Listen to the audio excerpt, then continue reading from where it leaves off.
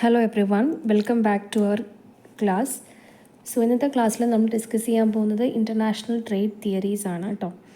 അപ്പോൾ let us understand what are the different theories related to international trade. International trade theories are simply different theories to explain international trade. നമുക്കറിയാം trade എന്ന് പറയുന്ന ഒരു concept, it is a concept for exchanging goods and services between two people or entities. And international trade is then the concept of this exchange between people or entities in two different countries. ഇപ്പോൾ ട്രേഡുമായി ബന്ധപ്പെട്ടൊരു concept തന്നെയാണ്. നമുക്ക് എല്ലാവർക്കും അറിയാം trade എന്ന് പറഞ്ഞാൽ എന്താ. It is a concept of exchanging goods and service between two people or two organizations അല്ലേ. ഇപ്പോൾ ഇൻ്റർനാഷണൽ ട്രേഡ് വരുമ്പോഴത്തേക്കും ആ കോൺസെപ്റ്റ് തന്നെയാണ്, പക്ഷേ അവിടെ നമുക്ക് ബിറ്റ്വീൻ പീപ്പിൾ അല്ലെങ്കിൽ entities in two different countries ആയിരിക്കും അവിടെ വരുന്നത്. People or entities trade because they believe that they benefit from exchange and they may need or want the goods or services. While at the surface this may sound very simple, there is great deal of theory, policy and business strategy that constitutes international trade. അല്ലേ, എന്തുകൊണ്ടായിരിക്കും ഈ people അല്ലെങ്കിൽ entities ട്രേഡിലേക്ക് വരുന്നത്? Because അവരെന്ത് believe ചെയ്യുന്നു? That the benefit from the exchange അല്ലേ. അവർക്ക് അതുകൊണ്ട് ബെനിഫിറ്റ് ഉണ്ട് എന്നുള്ളത് വരുമ്പോഴാണ് അവർ ആ എക്സ്ചേഞ്ചിലേക്ക് ട്രേഡിലേക്ക് പോകുന്നത്. Sometimes they need a good അല്ലെങ്കിൽ sometimes they need a service. So while at the surface this many sounds very simple, അപ്പോൾ നമുക്കത് പറയുമ്പോൾ വളരെ സിമ്പിൾ ആണെന്നുണ്ടെങ്കിലും അതിനകത്ത് ഒരുപാട് പോളിസീസ് ഉണ്ട്, തിയറീസ് ഉണ്ട്, സ്ട്രാറ്റജീസ് ഉണ്ട്. അതാണ് ആ ഇൻ്റർനാഷണൽ ട്രേഡിനെ കോൺസ്റ്റിറ്റ്യൂട്ട് ചെയ്യുന്ന കാര്യങ്ങൾ. ഓക്കെ, അപ്പോൾ പ്രധാനമായിട്ട് നമുക്ക് രണ്ട് ക്ലാസിഫിക്കേഷൻ ഓഫ് തിയറീസാണ് നമ്മുടെ ഇൻ്റർനാഷണൽ ട്രേഡ് തിയറിക്കകത്ത് പറയാനുള്ളത്. ഒന്ന് ക്ലാസിക്കൽ കൺട്രി ബേസ്ഡ് തിയറീസും മറ്റൊന്ന് മോഡേൺ ഫേം ബേസ്ഡ് തിയറീസുമാണ്. Okay, so we can classify the international trade theories into classical country based theories and modern firm based തിയറീസും ഉണ്ട്. അപ്പോൾ അല്ലെങ്കിൽ നമുക്ക് ക്ലാസിക്കൽ തിയറീസ് എന്നൊന്നും ചില ടെക്സ്റ്റുകളിൽ അത് നിയോ ക്ലാസിക്കൽ ആൻഡ് മോഡേൺ തിയറീസ് എന്നും പറയാറുണ്ട്. അപ്പം ഇവിടെ വരുമ്പോഴത്തേക്കും നമുക്കതിനെ നിയോ ക്ലാസിക്കലും ഉണ്ട്, നിയോ ക്ലാസിക്കൽ ആൻഡ് മോഡേൺ തിയറീസ് എന്ന് ചേർത്തും പറയാറുണ്ട്. ഓക്കെ, അപ്പോൾ ചില ടെക്സ്റ്റുകളിൽ നമ്മൾ അങ്ങനെ കാണുന്നു. രണ്ടും കറക്റ്റ് തന്നെയാണ്. ഇപ്പോൾ ക്ലാസിക്കൽ തിയറീസ് ആൻഡ് അതൊരു ക്ലാസിഫിക്കേഷൻ, പിന്നെ നിയോ ക്ലാസിക്കൽ ആൻഡ് മോഡേൺ തിയറീസ് എന്ന് പറഞ്ഞ് മറ്റൊരു ക്ലാസിഫിക്കേഷനും ചില ടെക്സ്റ്റുകളിൽ പറയുന്നുണ്ട്. അപ്പം നമുക്കിവിടെ ക്ലാസിക്കൽ എന്നും മോഡേൺ എന്ന് പറഞ്ഞ് ഈ രണ്ടായിട്ട് നമ്മൾ ക്ലാസിഫൈ ചെയ്തിരിക്കുകയാണ്. സോ ക്ലാസിക്കൽ തിയറീസിനകത്ത് വരുന്നത് ഏതൊക്കെയാണ്? Mercantilism, that is mercantilist theory. പിന്നെ ആബ്സല്യൂട്ട് കോസ്റ്റ് അഡ്വാൻറ്റേജ് തിയറി ഉണ്ട്, absolute cost advantage theory and comparative advantage theory.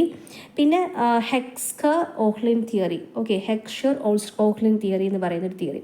ശരിക്കും പല ടെക്സ്റ്റുകളിലും ഈ മെർക്കൻറ്റലിസവും ആബ്സല്യൂട്ട് അഡ്വാൻറ്റേജ് തിയറിയും കമ്പാരിറ്റീവ് അഡ്വാൻറ്റേജ് തിയറിയും ക്ലാസിക്കൽ തിയറി ആയിട്ടാണ് കൺസിഡർ ചെയ്യുന്നത്. ഓക്കെ, പിന്നെ ഈ പറയുന്ന ഹെക്സ്ചർ ഓഹ്ലിൻ തിയറി എന്ന് പറയുന്നത് ഒരു നിയോ ക്ലാസിക്കൽ തിയറി ആയിട്ട് നമുക്ക് കൺസിഡർ ചെയ്യാം. പിന്നെ വരുന്നത് എന്താ പറയുക, മോഡേൺ ഫേം ബേസ്ഡ് തിയറീസ് ആണ്.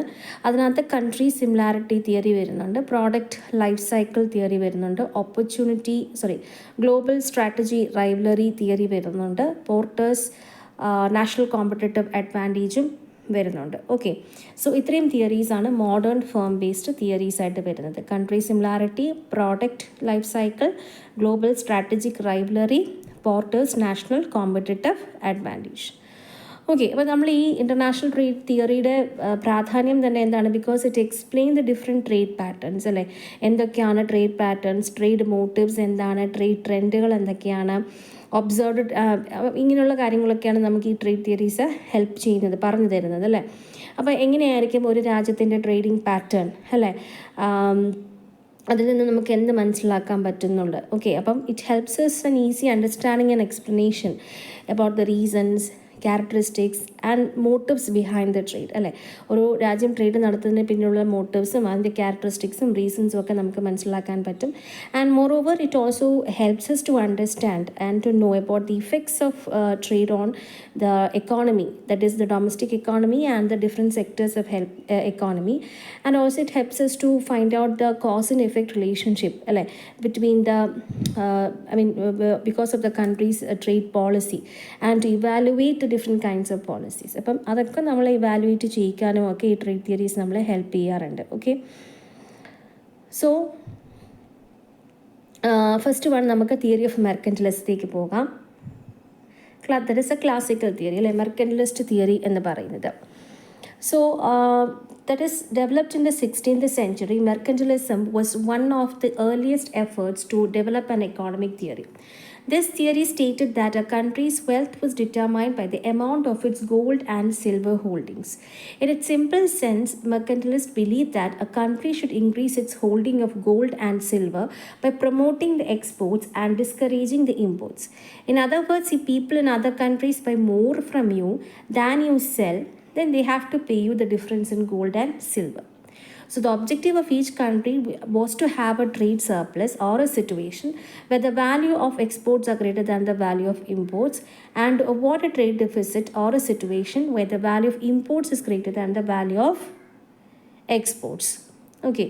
അപ്പം നമുക്ക് മെർക്കൻറ്റിലിസ്റ്റ് തിയറി എന്ന് പറഞ്ഞാൽ എന്താണ്? ഇത് ഡെവലപ്പ് ചെയ്തത് ഒരു 16ാം നൂറ്റാണ്ട്, അതായത് ബിറ്റ്വീൻ 16th സെഞ്ച്വറി മുതൽ ഒരു 18th സെഞ്ച്വറി വരെ നമുക്ക് എന്താണ് ഈ ഒരു മെർക്കൻറ്റിലിസ്റ്റ് ഫോം ഓഫ് എക്കണോമിക് തിയറി ആയിരുന്നു പ്രാക്ടീസ് ചെയ്തിരുന്നത്. എസ്പെഷ്യലി എടുത്ത് പറയുകയാണെന്നുണ്ടെങ്കിൽ വെസ്റ്റേൺ യൂറോപ്പിൽ അല്ലേ, എസ്പെഷ്യലി ഇൻ വെസ്റ്റേൺ യൂറോപ്പ് ഈ മെർക്കൻറ്റിലിസ്റ്റ് സ്ട്രാറ്റജി ആയിരുന്നു ഫോളോ ചെയ്തിരുന്നത്.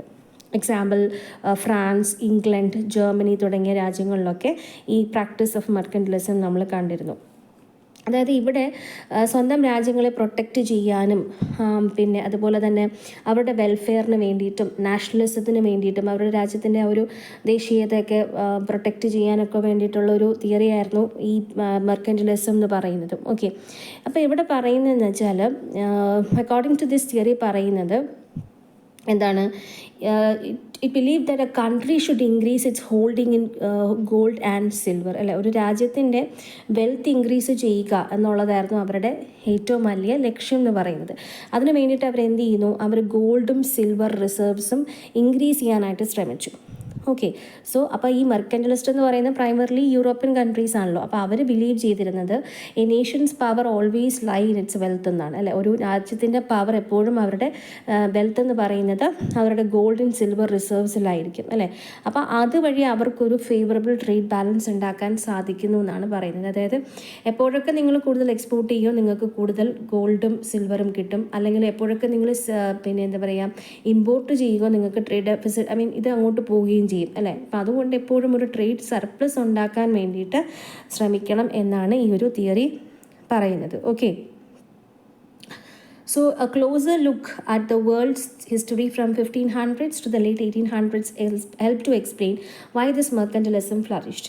The 1500s marked the rise of new nation states whose rulers wanted to strengthen their nations by building larger armies and national institutions. By increasing exports and trade, these rulers were able to amass more gold and wealth for their countries. One way that many of these new nations promoted exports was to impose restrictions on imports. And this strategy is called protectionism and still used today. അപ്പം ഈ ഒരു strategy protect ചെയ്യാൻ വേണ്ടിയിട്ടും ഇവർ ഈ ഒരു strategy follow ചെയ്തിരുന്നു. എന്ന് വെച്ചാൽ എന്താണ്, കൂടുതൽ ഇമ്പോർട്ടുകൾ വരാതിരിക്കാൻ വേണ്ടിയിട്ടും അവർ കൂടുതലായിട്ടും ഗോൾഡും സിൽവറും പിന്നെ കിട്ടുവാൻ വേണ്ടിയിട്ടും എന്താണ് അന്നത്തെ കാലത്തെ റൂളേഴ്സ് ശ്രമിച്ചിരുന്നു. അപ്പോൾ അവർ കൂടുതൽ എക്സ്പോർട്സിലാണ് കോൺസെൻട്രേറ്റ് ചെയ്തിരുന്നത്. ഓക്കെ, അപ്പോൾ അത് ഈ പറഞ്ഞ 3 കാര്യങ്ങൾക്ക് വേണ്ടിയിട്ടാണ് അവർ അവരുടെ രാജ്യത്തിൽ ഈ മെർക്കൻറ്റിലിസം തിയറി അഡോപ്റ്റ് ചെയ്യുന്നത്. ഒന്ന് പ്രൊട്ടക്റ്റ് ചെയ്യാൻ വേണ്ടിയിട്ട്, ഒന്ന് നാഷണലിസം ക്രിയേറ്റ് ചെയ്യാൻ, and welfare of the nation. അപ്പോൾ അതൊന്ന് ഓർത്ത് വെക്കുക, protectionism, nationalism, welfare of the nation. So ഇതായിരുന്നു മെർക്കൻറ്റിലിസ്റ്റുകളുടെ സ്ട്രാറ്റജി. അതുകൊണ്ട് അവർ കൂടുതലും എന്ത് ചെയ്തു, they promoted exports in order to get more wealth. More wealth means എന്തിൻ്റെ ടേംസിലാണ്, in terms of gold and സിൽവറിൽ പിന്നെ അവർ വെൽത്ത് ക്രിയേറ്റ് ചെയ്യാനായിട്ട് ശ്രമിച്ചു എന്നുള്ളതാണ്. അപ്പോൾ ക്ലിയർ ആയെന്ന് വിശ്വസിക്കുന്നു. അപ്പോൾ അടുത്ത പോയിന്റ് എന്ന് പറയുന്നത് പിന്നെ അതിനെക്കുറിച്ച് കുറേ കാര്യങ്ങൾ പറയുന്നുണ്ട്. Nations expanded their wealth by using their colonies around the world in an effort to control more trade and amass more riches. The British colonial empire was one of most successful examples. നമുക്കറിയാം ഈ ഒരു മെർക്കൻറ്റിലിസ്റ്റിൻ്റെ ഏറ്റവും nice example എന്ന് പറയുന്നത് നമ്മുടെ India തന്നെയാണ് അല്ലേ. So India was made as a colony by colonial റൂളിലായിരുന്നല്ലോ നമ്മുടെ ഇന്ത്യ ഉൾപ്പെടെയുള്ള ചില രാജ്യങ്ങൾ. അപ്പോൾ ബ്രിട്ടീഷ് കൊളോണിയൽ എംപയർ എന്ന് പറയുന്നത് one of the most successful successful examples of its എന്താ പറയുക ഈ മെർക്കൻറ്റലിസ്റ്റ് കൺട്രിയാണ്. Because it plundered the wealth of different nations like India and many other nations അല്ലേ. അവർ നമ്മുടെ ഇന്ത്യ പോലുള്ള രാജ്യങ്ങളിൽ നിന്നും ഒരുപാട് വെൽത്തൊക്കെ കടത്തിക്കൊണ്ട് പോയി. അവർ വെൽത്തിയറായിട്ട് മാറിയ കാര്യങ്ങളൊക്കെ നമുക്കറിയാവുന്ന കാര്യങ്ങളാണ്. ഓക്കെ, സോ അതുപോലെ തന്നെയാണ് France, the Netherlands, Portugal and Spain. They were also successful in building large colonial empires that generated extensive wealth for their governing nations. അപ്പോൾ ഇപ്പോഴും എന്താണ്, it is one of the oldest theories ആണെങ്കിൽ കൂടിയും it remains a part of modern thinking. Okay, why? Because countries like Japan, China, Singapore, Taiwan and even Germany still they favour exports and discourage imports through a form of neo-mercantilism in which countries are they promote a combination of protectionist policies and restrictions on domestic industries subsidies അല്ലേ. അപ്പോൾ ഇത് still follow ചെയ്യുന്ന കുറച്ച് രാജ്യങ്ങൾ നമുക്ക് ഇപ്പോഴും കാണാം, like Japan, China, Singapore, Taiwan etcetera and even Germany also. അപ്പോൾ അവരൊക്കെ ഒരു പ്രൊട്ടക്ഷനിസ്റ്റ് പോളിസി തന്നെയാണ് ഇപ്പോഴും ഫോളോ ചെയ്യുന്നത്. And nearly every country at one point or other has implemented some form of protectionist policy to guard the key industries in the economy. അപ്പം പ്രധാനപ്പെട്ട ഇൻഡസ്ട്രീസിനൊക്കെ protect ചെയ്യാൻ വേണ്ടിയിട്ട് അവർ ഒരു പോയിന്റ് ഓഫ് അതറിൽ ഈ ഒരു സ്ട്രാറ്റജി അഡോപ്റ്റ് ചെയ്യുന്നുണ്ട്. Well export oriented companies usually support protectionist policies that favour their industries of firms. Other companies and consumers are hurt by protectionism. അപ്പോൾ ഒരു സൈഡിൽ അതിപ്പോൾ എക്സ്പോർട്ടിനെ പിന്നെ സപ്പോർട്ട് ചെയ്യുമ്പോൾ ചില കൺസ്യൂമേഴ്സ് അല്ലെങ്കിൽ ചില കമ്പനീസിനെ ഇത് ഹേർട്ട് ചെയ്യുന്നുണ്ട് അല്ലേ. Tax payers pay for government subsidies of select exports in the form of higher taxes. അപ്പോൾ ടാക്സ് പേയേഴ്സ് എന്ത് ചെയ്യുന്നു, പിന്നെ ചിലപ്പോൾ അവർക്ക് എന്താണ് കൊടുക്കേണ്ടി വരിക, ഹയർ ടാക്സസ് കൊടുക്കേണ്ടി വരുന്നു because of this government subsidies. And import restrictions എന്ത് സംഭവിക്കുന്നു, leads to higher prices for the consumers. കാരണം ആവശ്യക്കാരുണ്ട് പക്ഷേ പ്രോഡക്റ്റ് ഇല്ല, ഇമ്പോർട്ട് ചെയ്യാനും പറ്റുന്നില്ല. അപ്പോൾ എന്ത് സംഭവിക്കുന്നു, ഉള്ള പ്രോഡക്റ്റുകൾക്ക് ഹൈ പ്രൈസ് ചാർജ് ചെയ്യുന്നു. അപ്പോൾ എന്ത് സംഭവിക്കുന്നു, അത് കൺസ്യൂമേഴ്സിന് ഒരു ബേർഡൺ ആയിട്ട് മാറുന്നു. That they have to pay for more for foreign goods and services. Okay, അപ്പോൾ ഇങ്ങനെയുള്ള ചില പ്രശ്നങ്ങളൊക്കെ നമ്മുടെ മെർക്കന്റലിസ്റ്റ് തിയറിക്കുണ്ട്. And now coming to the next theory of absolute cost advantage എന്ന് പറയുന്നത്. അപ്പോൾ ഇവിടെ ഒരു ചോദ്യം ആദ്യം തന്നെ വരാമെന്നുള്ളത്, ആരാണ് ഇത് തിയറി കൊണ്ടുവന്നതെന്നുള്ളതാണ്. Adam Smith advocated the theory of absolute cost advantage. Okay, so in 1776 ഇദ്ദേഹം ഒരുപാട് മെർക്കന്റലിസ്റ്റ് തിയറിയൊക്കെ ഒരുപാട് ക്വസ്റ്റ്യൻ ചെയ്ത ഒരാളാണ്, ക്രിട്ടിസൈസ് ചെയ്ത ഒരാളാണ്. So he question the leading mercantile theory of time in the wealth of nations. Adam Smith an inquiry into nature and causes of wealth of nations, അദ്ദേഹത്തിന് famous ആയിട്ടുള്ളൊരു ബുക്കാണ് an inquiry into the nature and causes of wealth of nations എന്ന് പറയുന്നത്. അപ്പോൾ അതിനകത്ത് ഒരുപാട് ഈ mercantile theory അദ്ദേഹം ക്വസ്റ്റ്യൻ ചെയ്തിരുന്നു. And recent versions have been edited by scholars and economist. So he offered a new theory called as the absolute theory of advantage, which focused on ability of a country to produce a good more efficiently than another nation. Okay, ഇവിടെ അദ്ദേഹം പറഞ്ഞത് എഫിഷ്യൻസിനെ കുറിച്ചാണ് അദ്ദേഹം സംസാരിച്ചത്. Okay, അപ്പോൾ അദ്ദേഹം ഇതിൽ കുറച്ച് അസംഷൻസ് ഉണ്ട്. അതായത് ഇദ്ദേഹം പറഞ്ഞൊരു കാര്യം എന്താണെന്ന് വെച്ചാൽ, ability of a country to produce a good more efficiently than other nation, ആ ഒരു കാര്യമാണ് നോക്കുന്നത്. അതായത് ഒരു രാജ്യത്തിനെ വേറൊരു രാജ്യത്തെ അപേക്ഷിച്ച് ആ രാജ്യത്തിന് എത്രത്തോളം ആ പ്രോഡക്റ്റ് എഫിഷ്യൻ്റായിട്ട് നിർമ്മിക്കുവാൻ സാധിക്കുന്നുണ്ട്. അപ്പോൾ എല്ലാ രാജ്യങ്ങൾക്കും എല്ലാ പ്രോഡക്റ്റുകളും എഫിഷ്യൻ്റായിട്ട് പ്രൊഡ്യൂസ് ചെയ്യാൻ സാധിക്കത്തില്ല. അപ്പോൾ ഏതെങ്കിലും ഒരു അഡ്വാൻറ്റേജ് അവർക്ക് കാണും അല്ലേ. Okay, so Smith reasoned that the trade between countries shouldn't be regulated or restricted by government policy or intervention. He stated that the trade should flow naturally according to market forces. അദ്ദേഹം പറഞ്ഞു, ഒരിക്കലും ഒരു government ഇൻ്റർവെൻഷനിലൂടെയോ അല്ലെങ്കിൽ റെഗുലേഷൻസിലൂടെയോ ആ ഒരു കൺട്രീസും അവരുടെ ട്രേഡിനെ restrict ചെയ്യരുത്. Trade അതിൻ്റെ തന്നെ മാർക്കറ്റ് ഫോഴ്സസ് അനുസരിച്ച് അഡ്ജസ്റ്റ് ചെയ്തോളും എന്നാണ് അദ്ദേഹം പറഞ്ഞത് അല്ലേ. അപ്പോൾ അദ്ദേഹം പറഞ്ഞു, there is a free trade, അതായത് രാജ്യങ്ങൾ തമ്മിൽ ഒരു ഫ്രീ ട്രേഡ് ഉണ്ടാകണം എന്നാണ് പറയുന്നത്. Which means what, the trading countries should not have to pay any tariffs അല്ലേ, അവിടെ ഒരു ടാരിഫോ മറ്റു കാര്യങ്ങളോ ഉണ്ടാകരുത് എന്ന് പറഞ്ഞു. ഓക്കെ, അപ്പം ഇങ്ങനെയുള്ളൊരു ഇതിൽ അദ്ദേഹം ഒരു എക്സാമ്പിൾ നമ്മളിപ്പോൾ നോക്കാം എങ്ങനെയാണത് പറഞ്ഞിരിക്കുന്നത്. In a hypothetical two-country world, if country A could produce a good cheaper or faster than country B, then country A had the advantage and could focus on specializing on producing that good. Similarly, if country B was better at producing another good, it should focus on specialization as well. By specialization, countries would generate efficiencies because their labor force would become more skilled by doing the same task. Production will also become more efficient because there would be an incentive to create faster and better production and methods to increase specialization. അപ്പോൾ അദ്ദേഹം പറഞ്ഞു ഏത് രാജ്യത്തിനാണോ ഒരു good produce, ഇപ്പോൾ A എന്ന് പറയുന്ന രാജ്യത്തിന് ഇപ്പോൾ ട്രാക്ടർ ഉണ്ടാക്കാനാണ്, അല്ലെങ്കിൽ പിന്നെ ട്രാക്ടർ ഉണ്ടാക്കാനുള്ള എഫിഷ്യൻ്റ് ആണെന്നുണ്ടെങ്കിൽ അവർ ട്രാക്ടർ ഉൽപ്പാദിപ്പിക്കുക. ഓക്കെ, ഇപ്പം ഇന്ത്യയും ഫ്രാൻസും ഫോർ എക്സാമ്പിൾ ഇന്ത്യക്ക് ഒരു 10 ട്രാക്ടർ ഉണ്ടാക്കാൻ പറ്റും. ഓക്കെ, ആൻഡ് പെർ ഡേ ആണ് ഞാൻ പറയുന്നത് കേട്ടോ. ആൻഡ് പക്ഷേ ട്രക്ക് അവർക്ക് 5 പെർ ഡേ ഉണ്ടാക്കാൻ പറ്റത്തുള്ളൂ.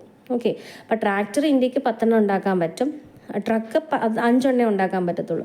എന്നാൽ ഫ്രാൻസിന് ഇതേ സെയിം ഡേയിൽ ഒരു ദിവസം ഫ്രാൻസിന് ട്രാക്ടർ 5 ട്രക്ക് എന്നാൽ 10 ഉണ്ടാക്കാൻ പറ്റും. അപ്പം ഈ രണ്ട് കൺട്രീസിനും അഡ്വാൻറ്റേജ് എന്ന് പറയുന്നത് ഏതുണ്ടാക്കാനായിരിക്കും? ഇന്ത്യക്ക് ട്രാക്ടർ ഉണ്ടാക്കാനും ഫ്രാൻസിന് ട്രക്ക് ഉണ്ടാക്കാനായിരിക്കും കുറച്ചുകൂടെ അവർക്ക് അഡ്വാൻറ്റേജസ് ആയിട്ടുള്ളത്. അപ്പോൾ ആർക്കാണോ ഏത് പ്രൊഡ്യൂസ് ചെയ്യാനാണോ അഡ്വാൻറ്റേജസ് ആയിട്ടുള്ളത്, അല്ലെങ്കിൽ അവിടെ അവർക്ക് പിന്നെ എഫിഷ്യൻസി ഉള്ളത്, അത് ഉണ്ടാക്കി അതിൽ സ്പെഷ്യലൈസേഷൻ ചെയ്യണം എന്നാണ് ആബ്സല്യൂട്ട് അഡ്വാൻറ്റേജ് തിയറി പറയുന്നത്. മനസ്സിലായല്ലോ?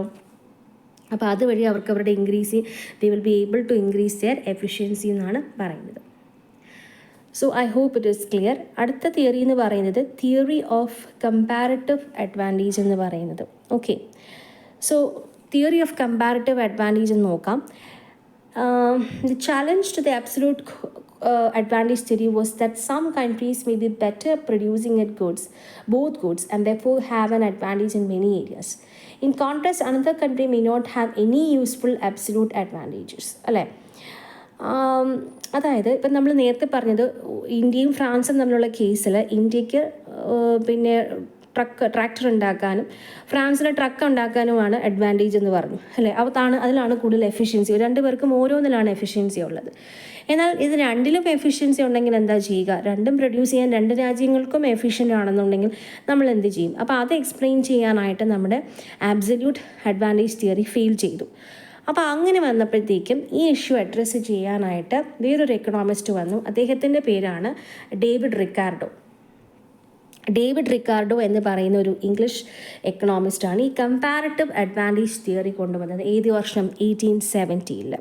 ഓക്കെ, അപ്പോൾ രണ്ടുപേർക്കും ഒരു ആബ്സല്യൂട്ട് അഡ്വാൻറ്റേജ് ഇല്ല, അല്ലെങ്കിൽ രണ്ടുപേർക്കും ആബ്സല്യൂട്ട് അഡ്വാൻറ്റേജ് ഉണ്ടെന്നുണ്ടെങ്കിൽ, അല്ലെങ്കിൽ എന്താ പറയുക, അബ്സല്യൂട്ട് അഡ്വാൻറ്റേജ് ഇല്ലാതെ വരുന്ന ഒരു സിറ്റുവേഷൻ വരുമ്പോൾ എങ്ങനെ ഇൻ്റർനാഷണൽ ട്രേഡ് നടക്കും എന്നുള്ളതാണ് അദ്ദേഹം നമുക്ക് എക്സ്പ്ലെയിൻ ചെയ്ത് തന്നത്. ഓക്കെ, സോ അല്ലെങ്കിൽ അബ്സല്യൂട്ട് അഡ്വാൻറ്റേജ് ഉണ്ടെന്നുണ്ടെങ്കിൽ, രണ്ടും പ്രൊഡ്യൂസ് ചെയ്യാൻ അബ്സല്യൂട്ട് അഡ്വാൻറ്റേജ് രണ്ട് രാജ്യങ്ങൾക്കുണ്ട്, അതേസമയം രണ്ട് പേർക്കും അത് പ്രൊഡ്യൂസ് ചെയ്യാനുള്ള അബ്സല്യൂട്ട് അഡ്വാൻറ്റേജ് ഇല്ലയും താനും. ഈ രണ്ട് സിറ്റുവേഷൻസും വന്നാലും നമ്മൾ എങ്ങനെയാണ് ഇൻ്റർനാഷണൽ ട്രേഡ് നടത്തുക എന്നുള്ളതാണ് തിയറി ഓഫ് കമ്പാരിറ്റീവ് കോസ്റ്റ് അഡ്വാൻറ്റേജിൽ പറയുന്നത്. Okay, so to answer this challenge, David Ricardo, an English economist, introduced a theory of comparative advantage in 1970. Ricardo reasoned that even if country A had absolute advantage in production of both products, specialization and trade could occur still between two countries. So comparative advantage occurs when a country cannot produce a product more efficiently than the other country. However, it can produce a product better and more efficiently than it does other goods. So the difference between two theories is subtle. Comparative advantage focuses on relative productivity differences, whereas absolute advantage looks at absolute productivity. അപ്പോൾ ഇവിടെ ശ്രദ്ധിക്കുമ്പോൾ മനസ്സിലാക്കാൻ നമ്മൾ കുറച്ച് കീനായിട്ടിരുന്നാൽ മനസ്സിലാവും. Comparative അഡ്വാൻറ്റേജിൽ നമ്മൾ എന്ത് പറയുന്നു? Relative productivity differences ആണ് പറയുന്നതെങ്കിൽ, നമ്മൾ നേരത്തെ പറഞ്ഞ ആഡം സ്മിത്തിൻ്റെ ആബ്സല്യൂട്ട് അഡ്വാൻറ്റേജ് തിയറിക്കകത്ത് പറയുന്നത് ആബ്സല്യൂട്ട് പ്രൊഡക്ടിവിറ്റിനെ കുറിച്ചാണ്. എന്ന് വെച്ചാൽ ഇപ്പം ഞാൻ നേരത്തെ പറഞ്ഞതുപോലെ I will tell you an example. ഇപ്പോൾ for example there are 2 countries, India and France. ഇന്ത്യയും ഫ്രാൻസും ഉണ്ട്. അപ്പം ഇവർ ഉൽപ്പാദിപ്പിക്കുന്നത് 2 പ്രോഡക്റ്റുകൾ എടുക്കാം. നമുക്ക് ജൂട്ടും എടുക്കാം, ലെതറും എടുക്കാം. ജൂട്ടും ലെതറും ഉൽപ്പാദിപ്പിക്കുന്നു. അപ്പോൾ ജൂട്ട് 120 ആണ് ഇന്ത്യ ഉൽപ്പാദിപ്പിക്കുന്നത്. ഓക്കെ, അതായത് ഇൻ ടേംസ് ഓഫ് ലേബർ ആണ് ഞാൻ പറയുന്നത്. That is labour required for producing 1 unit of jute എന്ന് പറയുന്നത് ഇന്ത്യക്ക് 120 ആണ്. And the labour which is required for producing 1 unit of leather is 100 in India. Okay. So ഫ്രാൻസിനെ സംബന്ധിച്ചിടത്തോളം the labor which is required for producing 1 unit of jute is 80 and the labor which is required for producing 1 unit of leather is 90. Okay. അപ്പോൾ ഈ ഒരു situation നിങ്ങൾ കണ്ടല്ലോ. അപ്പോൾ here it shows that ഫ്രാൻസിന് എന്തുണ്ട്, France has an absolute advantage in the production of both the goods. അല്ല, രണ്ടും പ്രൊഡ്യൂസ് ചെയ്യാൻ ഇതിനേക്കാളും കുറച്ചുകൂടെ കോസ്റ്റ് കുറവാണ്, namely jute and leather when compared to India. And ഇന്ത്യക്ക് എന്താണുള്ളത്, comparative cost advantage in the production of which product ആണ്, ലെതറിലാണ് കമ്പാരറ്റീവ് അഡ്വാൻറ്റേജ് ഉള്ളത്. അപ്പോൾ ഫ്രാൻസിന് ഇന്ത്യ വെച്ച് കമ്പയർ ചെയ്യുമ്പോൾ രണ്ട് ഗുഡ്സ് പ്രൊഡ്യൂസ് ചെയ്യാനും കോസ്റ്റ് അഡ്വാൻറ്റേജ് ഉണ്ട്, ആബ്സല്യൂട്ട് കോസ്റ്റ് അഡ്വാൻറ്റേജ് ഉണ്ട്. പക്ഷേ കമ്പയർ ചെയ്യുമ്പോൾ ഇന്ത്യയിൽ നോക്കുമ്പോൾ they have a comparative advantage in the production of leather, while France has a comparative cost advantage where ഫ്രാൻസിന് എവിടെയാണ് കമ്പാരറ്റീവ് അഡ്വാൻറ്റേജ് ഉള്ളത്, in the production of which product, ജൂട്ടിലാണ്. ആൻഡ് ലെതറിലാണ് ഇന്ത്യക്ക് കമ്പാരറ്റീവ് അഡ്വാൻറ്റേജ് ഉള്ളത്. മനസ്സിലായോ?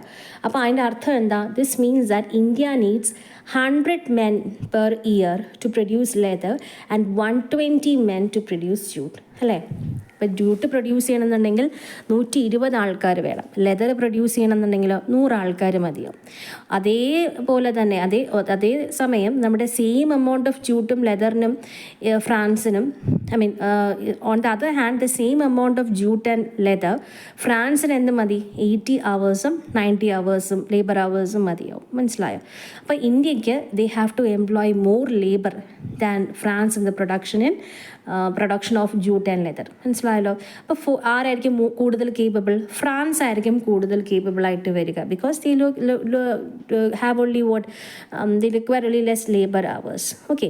അപ്പോൾ അവർക്ക് എന്താണ്, it has N absolute advantage in the market. മനസ്സിലായല്ലോ?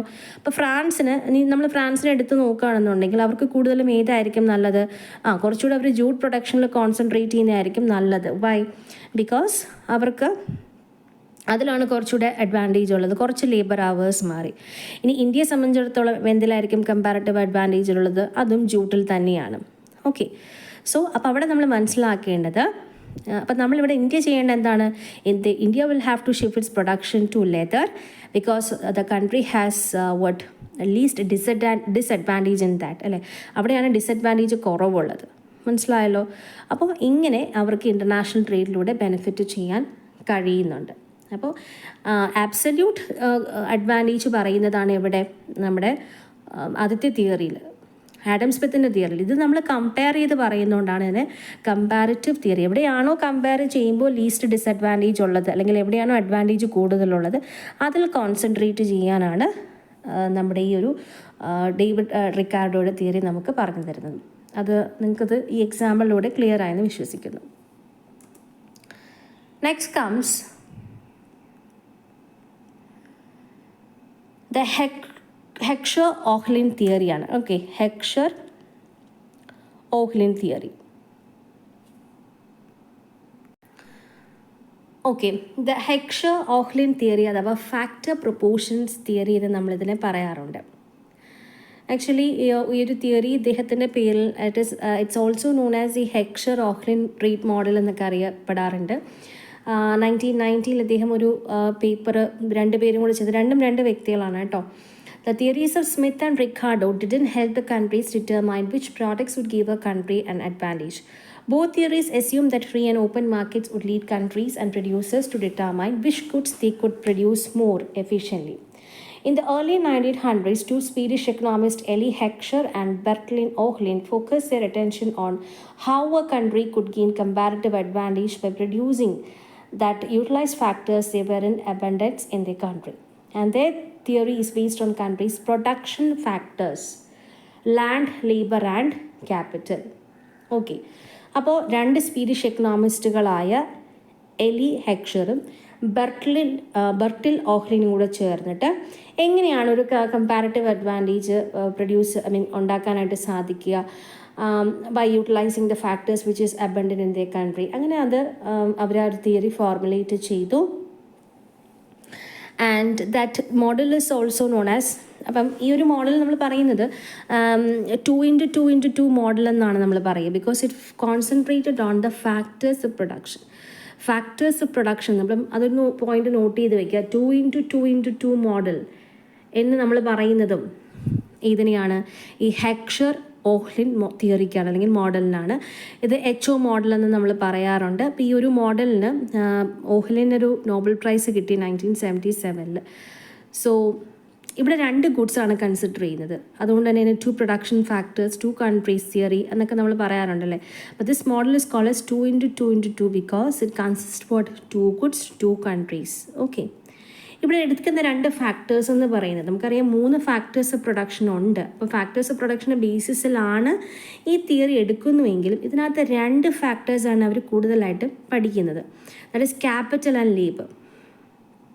ഓക്കെ, ക്യാപിറ്റലും ലേബറും എന്ന് പറയുന്ന 2 ഫാക്ടേഴ്സാണ് നമ്മൾ ഇതിനകത്ത് എടുത്തിരിക്കുന്നത്. Now they determined that the cost of any factor or a resource was a function of supply and demand, and factors that were in the great supply relative to demand would be cheaper. Factors in great demand relative to supply would be more expensive. And this theory is also called factor proportions theory, stated that countries would produce and export goods that required resources or factors that were in great supply and therefore cheaper production factors. In contrast, countries would import goods and required resources that were in short supply but higher demand. മനസ്സിലായോ? അപ്പം എന്താണ് ഇവർ പറഞ്ഞിരിക്കുന്നത്? ഇവർ പറഞ്ഞിരിക്കുന്നത് ഇങ്ങനെയാണ്. They determined that cost of any factor or resource was a function of supply and demand എന്നാണ് പറയുന്നത്. അപ്പോൾ ഏതൊരു ഫാക്ടറിൻ്റെയും, ഇപ്പോൾ ലേബറിൻ്റെ ആയാലും ലാൻഡിൻ്റെ ആയാലും ക്യാപിറ്റലിൻ്റെ ആയാലും കോസ്റ്റ് എന്ന് പറയുന്നത് അതിൻ്റെ സപ്ലൈനെയും ഡിമാൻഡിനെയും അനുസരിച്ചിരിക്കും എന്നാണ് പറയുന്നത്.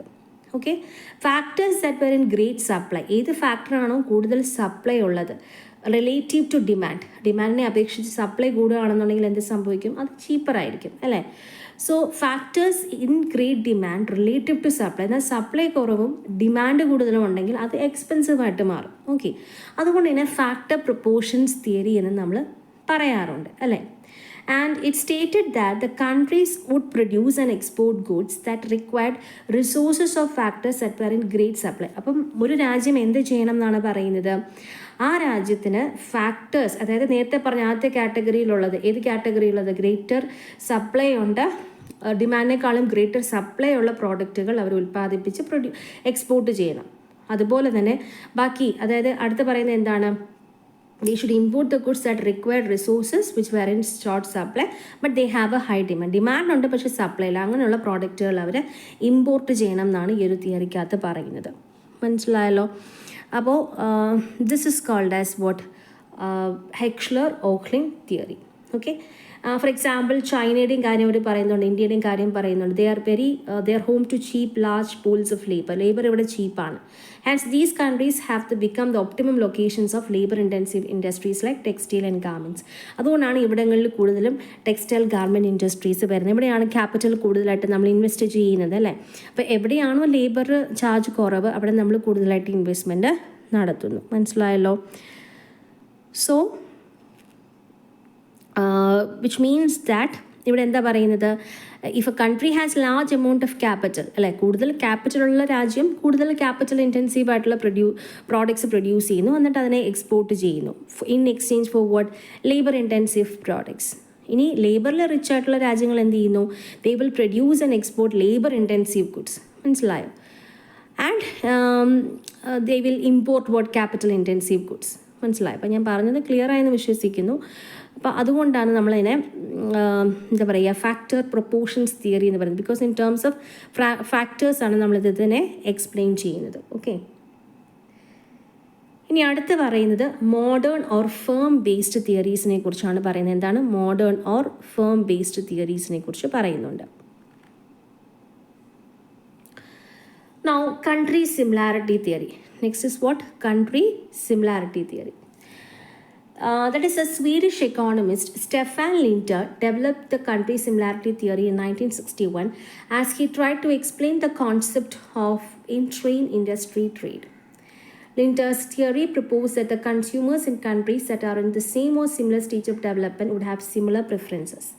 In this, the firm-based theory, Linter suggested that the companies first produce for domestic consumption.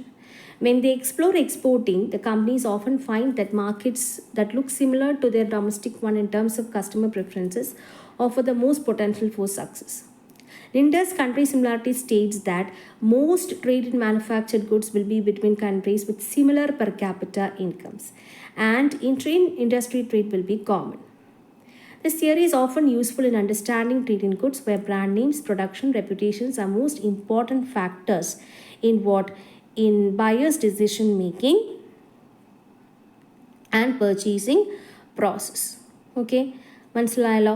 So ഇവിടെ എന്താ പറയുന്നത്, ഇവിടെ രാജ്യങ്ങൾ തമ്മിലുള്ള സിമിലാരിറ്റി, കൺട്രീസ് തമ്മിലുള്ള ഒരു സിമിലാരിറ്റി എന്ത് വരുന്നുണ്ട്, that will influence the trade between two countries എന്നാണ് പറയുന്നത്. ഓക്കെ, സോ ഇൻ സിമ്പിൾ വേർഡ്സിൽ നമ്മൾ പറഞ്ഞു കഴിഞ്ഞു കഴിഞ്ഞാൽ consumers in countries that are in the same stage, അതായത് സെയിം സ്റ്റേജിൽ നിൽക്കുന്ന, ഒരേ ഡെവലപ്മെൻറ്റ് ഫേസിൽ നിൽക്കുന്ന രാജ്യങ്ങളുണ്ടല്ലോ, അവർ തമ്മിൽ ഇൻട്രാ ട്രേഡ് ഇൻഡസ്ട്രി നടക്കും എന്നാണ് പറയുന്നത്. അതായത് ഈ തിയറി അനുസരിച്ച് companies develop new products for the domestic market export the products to those countries at a similar level of development after meeting the needs of domestic market. Okay, അതായത് എവിടെയാണോ ഇപ്പം അവരുടെ ഡൊമസ്റ്റിക് മാർക്കറ്റിലെ നീഡ്സും അവർ പ്രിഫർ ചെയ്ത് കഴിഞ്ഞിട്ട്, അത് meet ചെയ്ത് കഴിഞ്ഞിട്ട് അതുപോലെ ഒരു സിറ്റുവേഷനിലുള്ള അല്ലെങ്കിൽ അതുപോലെ പ്രോഡക്റ്റുകൾ ആഗ്രഹിക്കുന്ന മാർക്കറ്റുകൾ ഉള്ള വേറെ കൺട്രീസ് കാണും. സോ അങ്ങനെയുള്ള രാജ്യങ്ങളുമായിട്ട് അവരെന്ത് ചെയ്യുന്നു, ട്രേഡിൽ വരുന്നു എന്നുള്ളതാണ് പറയുന്നത്. ഓക്കെ, സോ ഒരേ പെർ ക്യാപിറ്റ ഇൻകംസിലുള്ള രാജ്യങ്ങൾ തമ്മിൽ ഒരു ഇൻട്രാ ട്രേഡ് നടക്കുന്നു എന്നുള്ളതാണ് നമ്മുടെ കൺട്രി സിമിലാരിറ്റി ട്രേഡിൽ പറയുന്നത്. മിക്കവാറും നടക്കുന്നത് ഇന്ത്യ ചൈന തമ്മിൽ നടക്കാറുണ്ട്, ഒരു ഇൻട്രാ ഇൻഡസ്ട്രി ട്രേഡ് നടക്കാറുണ്ട്. ഓക്കെ, അവരുടെ പ്രിഫറൻസസ് സെയിം ആയിരിക്കും, അവരുടെ രാജ്യങ്ങളിൽ തമ്മിലുള്ള കൺസ്യൂമേഴ്സിൻ്റെ പ്രിഫറൻസസിൽ സിമിലാരിറ്റീസ് ഉണ്ടാകും, സെയിം എക്കണോമിക് ഡെവലപ്മെൻറ്റ് ആയിരിക്കും. അങ്ങനെയുള്ള കാര്യങ്ങൾ കൊണ്ടാണ് അങ്ങനെ സംഭവിക്കുന്നത്. ഇതാണ് ലിൻഡർ പറഞ്ഞത്. മനസ്സിലാവുന്നുണ്ടല്ലോ. അപ്പം കൾച്ചറൽ സിമിലാരിറ്റി ഉണ്ടാകും, അല്ലെങ്കിൽ സിമിലാരിറ്റി ഓഫ് പൊളിറ്റിക്കൽ എക്കണോമിക് ഇൻട്രസ്റ്റുകൾ ഉണ്ടാകും, അല്ലെങ്കിൽ ലൊക്കേഷൻ സിമിലർ ആയിരിക്കും, ഒരുപോലെയുള്ള ലൊക്കേഷൻസൊക്കെ സിമിലർ ആയിരിക്കും. അങ്ങനെ വരുമ്പോഴായിരിക്കും ഇങ്ങനെ ഒരു സിമിലാരിറ്റി തിയറി നമുക്ക് ആപ്ലിക്കബിൾ ആകുന്നത്. Okay, next is product life theory. What is it? Product life തിയറിനെ കുറിച്ചാണ് പറയുന്നത്. അതും ഇൻ്റർനാഷണൽ ട്രേഡ് തിയറിയിൽ ഒരു പോപ്പുലർ ആയിട്ടുള്ള ഒരു തിയറിയാണ് പ്രോഡക്റ്റ് ലൈഫ് തിയറി. ഇത് ഇൻട്രൊഡ്യൂസ് ചെയ്തത് ആരാണ്? Product life cycle theory introduce ചെയ്തത് very important, that is Raymond Vernon ആണ് ഈ ഒരു തിയറി ഇൻട്രൊഡ്യൂസ് ചെയ്തിരിക്കുന്നത്. Raymond Vernon, Harvard Business School professor, develop the product life cycle theory. Okay, and in 1960s. The theory originating in the field of marketing stated that a product life cycle has 3 distinct stages: new product, maturing product, and standardized product. The theory assumed that the production of the new product will occur completely in the home country of its innovation. In 60s, this was a useful theory to explain the manufacturing success of United States. US manufacturing was globally dominant producer in many countries after World War II. It has also been used to describe how the personal computer went through its product cycle. The PC was a new product in 1970s and developed into a mature product in 1980s. And today PC is a standardized product stage. And the majority of the manufacturing and production process is done in low-cost countries like Asia and Mexico. And product life cycle theory, it states that this has been less able to explain the current trade patterns where innovations and manufacturing occurs around the world. അപ്പോൾ ഇവിടെ പറയുന്നത് എന്താണ്, ഒരു പ്രോഡക്റ്റിന് 3 സ്റ്റേജുകൾ ഉണ്ടാകും അല്ലേ. ഒരു introduction stage ഉണ്ടാവും, പിന്നെ ഒരു മെച്ചോറിങ് സ്റ്റേജ് ഉണ്ടാകും, പിന്നെ എന്താണ് സ്റ്റാൻഡർഡൈസ്ഡ് പ്രോഡക്റ്റ് സ്റ്റേജ് ഉണ്ടാവും അല്ലേ. അപ്പം ഈ സ്റ്റേജിൽ പറയുന്നത് എന്താ, എപ്പോഴും ഒരു ന്യൂ പ്രോഡക്റ്റ് ഇൻട്രൊഡ്യൂസ് ചെയ്യുന്നത് അതിൻ്റെ ഹോം കൺട്രിയിലായിരിക്കും, പിന്നീട് അതൊരു മെച്യൂറിങ് പ്രോഡക്റ്റായിട്ട് മാറുന്നു, പിന്നെ അതൊരു സ്റ്റാൻഡർഡൈസ്ഡ് പ്രോഡക്റ്റായിട്ട് മാറുന്നു. അതിന് വേണ്ടിയിട്ട് അവർ യൂസ് ചെയ്തിരിക്കുന്ന എക്സാമ്പിൾ ഒരു PCയുടെ എക്സാമ്പിളാണ്, പേഴ്സണൽ കമ്പ്യൂട്ടർ അല്ലേ. അപ്പോൾ തുടക്കത്തിൽ അത് ഉൽപ്പാദിപ്പിച്ച് തുടങ്ങി, അതിൻ്റെ സക്സസ് കാരണം പിന്നെ അതിൻ്റെ ഗ്രോത്ത് പിന്നെ അത് ഡെവലപ്മെൻറ്റ് ഉണ്ടായി, പിന്നെ അതിപ്പോൾ ഇപ്പോഴും നിൽക്കുന്ന PC എന്ന് പറയുന്നത് സ്റ്റാൻഡർഡൈസ്ഡ് പ്രോഡക്റ്റ് ആണല്ലോ. ഓക്കെ, സോ ഇതാണ് ആ ഒരു പ്രോഡക്റ്റ് ലൈഫ് സൈക്കിൾ തിയറിയിൽ പറയുന്നത്. ഓക്കെ, സോ ഇതും എന്താ പറയുക, എല്ലാ പ്രോഡക്റ്റുകൾക്കും നമുക്ക് ഈ സ്റ്റേജസ് പാസ് ചെയ്യണം എന്ന് ചോദിച്ചാൽ നമുക്ക് പറയാൻ പറ്റത്തില്ല. Okay, there are certain products that never get beyond the introduction stage. അല്ല, ചില പ്രോഡക്റ്റുകൾ ഇൻട്രൊഡക്ഷൻ സ്റ്റേജ് വരെ മാത്രമേ പോകത്തുള്ളൂ. ആൻഡ് ചില പ്രോഡക്റ്റുകളോ അവർ മെച്യൂരിറ്റി സ്റ്റേജിൽ കുറേ നാൾ അങ്ങനെ നിന്ന് പോകും. ഓക്കെ, അപ്പോൾ നമുക്കത് പറയാൻ പറ്റത്തില്ല. അപ്പോൾ അതുകൊണ്ട് ഈ ഒരു ആസ്പെക്റ്റിൽ നമുക്കൊരു ട്രേഡിനെ കൊണ്ടുപോകാൻ, അല്ലെങ്കിൽ അതൊരു കാരണമായിട്ട് നമുക്ക് പറഞ്ഞുകൊണ്ടൊരു ട്രേഡിനെ എക്സ്പ്ലെയിൻ ചെയ്യാൻ കഴിയത്തില്ല. സോ അത് ഒരു പോരായ്മയാണ് ഈ ഒരു തിയറിയുടെ. ഓക്കെ, അപ്പോൾ അതുകൊണ്ട് കറണ്ട് ട്രേഡ് പാറ്റേൺസ് ഒന്നും നമുക്ക് മനസ്സിലാക്കാൻ സാധിക്കത്തില്ല. Because when there is a lot of innovation and manufacturing occurring around the world, ഒരുപാട് നമുക്കറിയാമല്ലോ മാനുഫാക്ചറിങ്ങും ഇന്നോവേഷൻസ് ഒക്കെ ഒക്കർ ചെയ്യുന്നുണ്ട്. Okay, so that is all about product life cycle theory. Next is global strategic rivalry theory. So global strategic rivalry theory emerged in 1980s and was based on what the work of Paul Krugman and Kelvin Lancaster, and their theory focused on MNCs and their efforts to gain a competitive advantage against other global firms in the industry. Firms will encounter global competition in their industries, and in order to prosper they must develop the competitive advantages, and the critical ways that firms obtain a sustainable competitive advantage are called the barriers to entry. The barriers to entry refer to the obstacles a new firm may face while trying to enter into an industry or a new market. അത് ഏതൊക്കെയായിരിക്കും? That includes, so ആ ഒരു ബാരിയേഴ്സിനെ നമ്മൾ optimise ചെയ്യണം എന്നാണ് പറയുന്നത്. അപ്പം globally നമ്മൾ നോക്കുമ്പോൾ ഒരു റൈവലറി കോമ്പറ്റീഷൻ തിയറിയാണ്. അപ്പോൾ പല കോമ്പറ്റീഷൻസിൻ്റെ ഫാക്ടേഴ്സ് ഉണ്ടാവും നമ്മളെ തടസ്സപ്പെടുത്തുന്നത്. അപ്പോൾ അതിനെ ഒപ്റ്റിമൈസ് ചെയ്യാൻ നോക്കുക. ലൈക്ക് ഏതൊക്കെയാണ് ഇതിൽ? റിസർച്ച് ആൻഡ് ഡെവലപ്മെൻറ്റ് വരും, ownership of intellectual properties, economies of scale, unique business process or methods, as well as extensive experience in the industry and the control of resources or favorable access to raw materials. അപ്പോൾ ഇതൊക്കെ ആയിരിക്കും most important ആയിട്ടുള്ള barriers to entry എന്ന് പറയുന്നത്. Okay, so ഇതൊക്കെ നമുക്ക് minimise, അല്ലെങ്കിൽ ഈ ഒരു ബാരിയേഴ്സ് നമുക്ക് ഓവർകം ചെയ്യാൻ കഴിഞ്ഞു കഴിഞ്ഞാൽ നമുക്ക് ആ ഒരു ഫീൽഡിൽ നിൽക്കാൻ പറ്റുന്നതാണ്. Next is a Porter's national competitive advantage theory. Okay, പോർട്ടറിൻ്റെ തിയറി പറയുന്നുണ്ട്.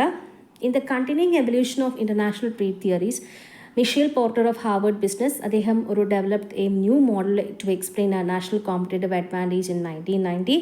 അദ്ദേഹം പറയുന്നു, a nation's competitiveness in an industry depends on what the capacity of an industry to innovate and upgrade. എപ്പോഴും നമ്മൾ ഇന്നോവേഷനും അപ്ഗ്രേഡേഷനും ചെയ്തുകൊണ്ട് ഇരിക്കണം എന്നാണ് പറയുന്നത്. അതിനുവേണ്ടി അദ്ദേഹം 4 ഡിറ്റർമിനൻറ്റ്സ് കണ്ടുപിടിച്ചു. They are local market resources and capabilities, local market demand conditions, local suppliers and complimentary industries and local firms characteristics. So ഇത്രയും കാര്യങ്ങൾ എന്താ പറയുക, അതിൽ അഡ്വാൻറ്റേജസ് നേടിയെടുക്കണം എന്നാണ് അദ്ദേഹത്തിൻ്റെ തിയറി പറഞ്ഞത്. ഏതൊക്കെയാണ്? നമ്മുടെ resources, local market resources and capabilities, demand conditions, then what നമ്മൾ പോർട്ടേഴ്സ് ഡയമണ്ട് തിയറി എന്ന് നമ്മൾ പറയാറ്, അല്ലെങ്കിൽ പോർട്ടേഴ്സ് 5 ഫോഴ്സസ് എന്ന് നമ്മൾ പറയാറുണ്ട് കേട്ടോ. Local market demand conditions, local suppliers, what and complimentary industries and local firm characteristics. Okay, അപ്പോൾ ഇതൊക്കെയാണ് നമ്മുടെ പോർട്ടേഴ്സ് നാഷണൽ കോമ്പറ്റേറ്റീവ് അഡ്വാൻറ്റേജ് തിയറിക്കകത്ത് പറയുന്നത്. അപ്പോൾ ഇതിനകത്ത് പറയുന്നത് എങ്ങനെയാണ്, എന്തൊക്കെ രീതിയിൽ നമുക്ക് ഇന്നോവേഷൻ ആൻഡ് അപ്ഗ്രഡേഷൻ ചെയ്യാൻ പറ്റും മറ്റ് നേഷൻസിനേക്കാളും. ഓക്കെ, അതിനനുസരിച്ചായിരിക്കും നമ്മുടെ എന്തിരിക്കുന്നത്, നമ്മുടെ സക്സസ് ഇരിക്കുന്നത് എന്നാണ് അദ്ദേഹം പറയുന്നത്. അപ്പോൾ that's all. Thank you very much.